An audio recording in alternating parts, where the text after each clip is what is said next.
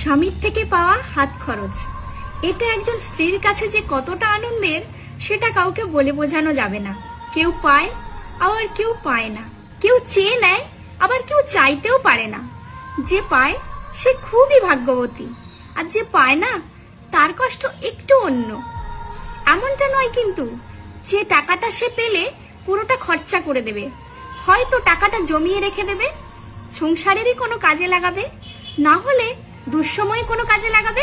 একজন স্ত্রী যত টাকাই রোজগার করুক না কেন, স্বামীর কাছ থেকে হাত খরচের টাকা পাওয়ার যে আনন্দ, সেই আনন্দটা একটু অন্য। আপনি হয়তো আপনার স্ত্রীকে দামি দামি জিনিস কিনে দিচ্ছেন, ভালো মন্দ খাওয়াচ্ছেন, আবার কোথাও ঘুরতে নিয়ে যাচ্ছেন, সেটাতে হয়তো সে অনেক আনন্দই পাচ্ছে, কিন্তু এই হাত খরচের টাকা পাওয়ার যে আনন্দ সেটার কাছে কিছুই না। অনেকে তো আবার লজ্জায় চাইতেও পারে না, তাই স্বামীর কাছ থেকে হাত খরচ পাওয়ার স্বাদটাও সে পায় না।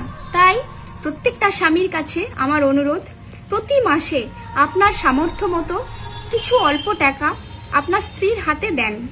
এতে সে যে আনন্দটা পাবে, সেই আনন্দ দিয়ে আপনার সংসারটাকে ভরিয়ে রাখবে।